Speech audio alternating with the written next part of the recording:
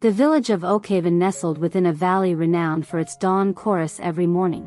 Without fail, the air shimmered with a symphony woven from countless tiny throats, the cheerful chirps of sparrows, the liquid melodies of blackbirds, the insistent drumming of woodpeckers, and the haunting calls of distant doves. It was the heartbeat of the place. A constant reassurance that the world turned as it should. Young Elara woke to this music every day, throwing open her window to let the sound wash over her like warm sunlight. It was the backdrop to breakfast, the companion to walks through dew-kissed fields, the lullaby that gently eased the day into being. Its absence was unthinkable, as natural and vital as the air itself on this particular morning. However, Elara opened her window to a silence so profound it felt like a physical weight pressing against her ears. A deep, unsettling quiet had fallen over the valley, thick as fog and just as chilling. Elara strained, listening for the familiar robin's call from the old apple tree, the frantic twittering of wrens in the hedgerow, even the harsh caw of the crows that often argued near the millpond. Nothing, only the rustle of leaves in a nervous breeze and the distant murmur of the river sounded alien and lonely without the birdsong weaving through them. Fear, cold and unfamiliar, prickled down her spine. She ran downstairs, her small boots loud on the wooden floor in the unnatural hush, finding her parents already standing on the porch, their faces pale and bewildered. "Where are they?"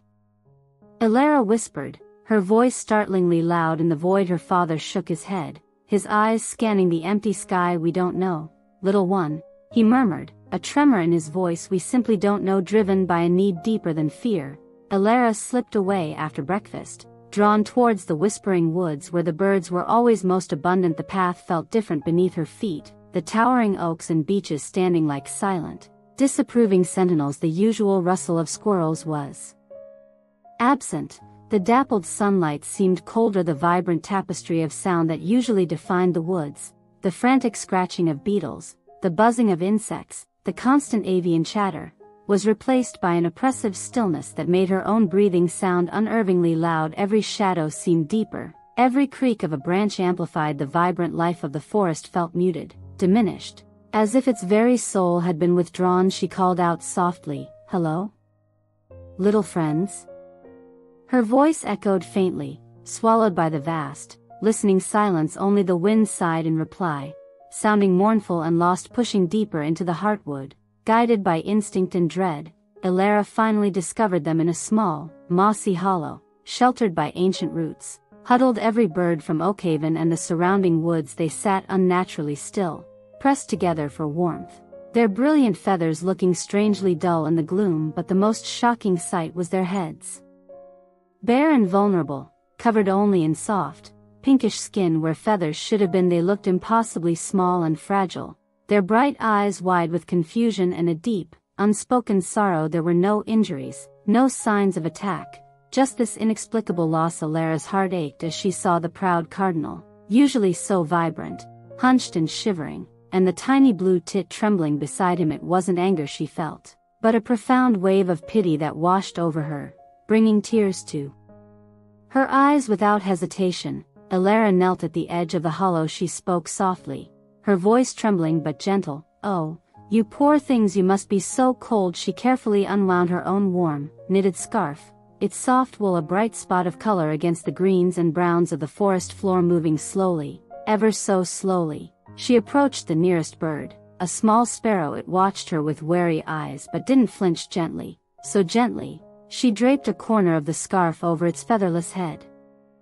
and shoulders. The sparrow let out a tiny, almost imperceptible sigh, a shiver running through its small body that wasn't entirely from cold. It leaned slightly into the softness. Encouraged, Elara carefully extended the scarf, covering more birds huddled nearby. A sense of quiet communion filled the hollow, deeper than the silence that had brought her there. Word travels fast in a frightened village. Soon, others followed Elara's path, drawn by whispers of the strange discovery. They came not with nets or fear, but with offerings. Old Man Hemlock brought baskets of dried moss and soft down from his pillows. Mrs. Gable arrived with armfuls of colorful yarn scraps and delicate lace doilies. The blacksmith, his hand surprisingly gentle, fashioned tiny shelters from bent twigs and broad leaves. Silently, respectfully, the villagers worked together. They lined the hollow with moss, Creating soft nests, they carefully fashioned little caps and wraps from yarn and lace, adorning each bird's bare head and neck with warmth and surprising beauty. The hollow transformed from a place of despair into a sanctuary woven from compassion and scraps of love, a testament to the shared heart of Oakhaven. As the soft glow of twilight painted the sky,